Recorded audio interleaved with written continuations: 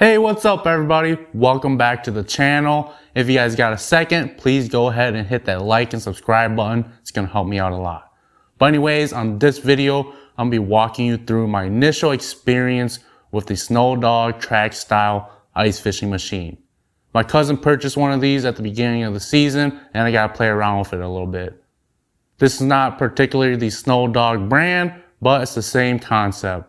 There's been more and more of these home-built DIY track style sleds showing up on the marketplace. Although there's a lot of variation, it's the same concept. So let's go ahead and take a look at this Snowdog track style ice fishing machine. So let's go ahead and take a look at the price. So if you're looking at the Snowdog brand Sled, it costs somewhere around the $4,000 mark and up, depending on which model you get. The particular model my cousin purchased was around the $1,500 price point. So let's take a look at the basic concept of this machine. So it's pretty much a dog sled, hence the name Snowdog, but you replace the dogs with a motor and a track. And then from there, you hook up to the back of this machine and it'll just pull you along. So let's go ahead and take a look at the parts that make up this machine. First off is the engine. This is a 6.5 horsepower Predator engine. Although it's not the most quality motor out there, it's dirt cheap. For under $200, it's easily replaced if anything were to go wrong. And this motor gives you about 15 miles per hour. And with this style of machine, it's always easy just to go ahead and upgrade that motor if you really wanted to. Now from the motor, there's a metal chain that links the engine to the track. With it being made by metal, it's very durable. Also, it allows you to have a heavier load. Now moving on to the track, it's very similar to a snowmobile. It has the rubber lugs. And you have the options of putting metal cleats and metal studs for added traction. Now moving on to the body of this machine is very similar to a snowmobile tunnel. It has the tunnel protectors on the bottom to prevent the track from making any damage on the body itself. Also on top, there's plenty of space for extra storage. So as you can see, this ice fishing machine has a lot of similarities with a snowmobile. I believe some of these homemade built ones are actually using old snowmobile parts to build it, and that's why they share so many similarities. So from the main body of this ice fishing machine is a bumper. From that bumper you can attach a hitch, which will allow you to attach a tow bar to the sled and the rest of your gear. So this particular machine requires a sled in order for you to stand on the sled and hold on to the handlebars and drive the machine. Now when you put it all together, this machine weighs around 300 pounds, which compared to other ice fishing machine, it's probably one of the lightest options out there.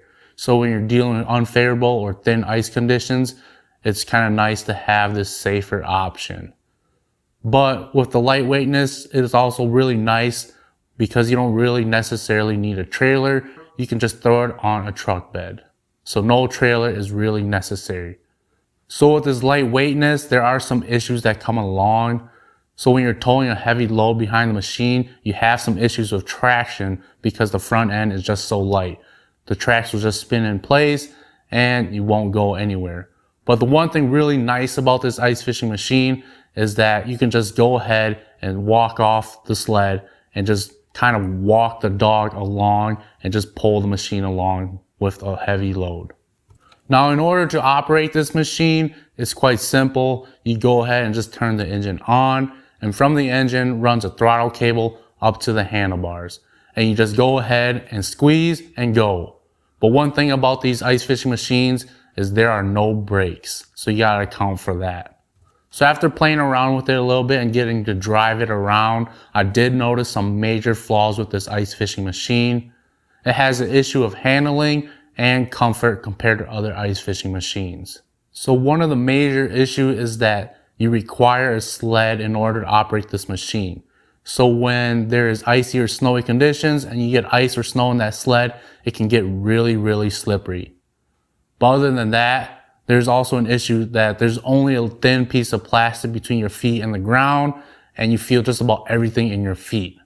But also, when you're going fast around some corners, it almost feels like the sled might kick out from under you. So there's some safety issues with that. Now with the machine itself, there are some similar issues as well. When you're riding on uneven grounds or you're going kind of fast, it does feel like the machine might tip to one side or the other and you have to adjust. And unlike a snowmobile, there's a lot of suspension there. This type of ice fishing sled doesn't have much give. So when you're riding that machine, you feel everything in your hand and you get a lot of fatigue. So when it comes to riding longer distance, this ice fishing machine can be quite uncomfortable. You're going to get real tired. You're going to get a lot of pain in your feet and your hand. So that was one of the major flaws of this ice fishing machine. Overall, I had a pretty positive experience with this ice fishing machine. I like that it can handle towing 2 people and all their gear. And also it's lightweight enough where you don't necessarily require a trailer, so you can just load it on a cargo carrier or throw it on a truck bed. But it's also light enough where it can handle thinner ice conditions. But overall, I have to admit, it's pretty fun to ride and it beats walking any day. So if you do have any questions on this ice fishing machine, please let me know. I'll try to answer as much as I can. But if you guys haven't yet, please hit that like and subscribe button. It's going to help me out a lot. And I just want to say thank you all for watching.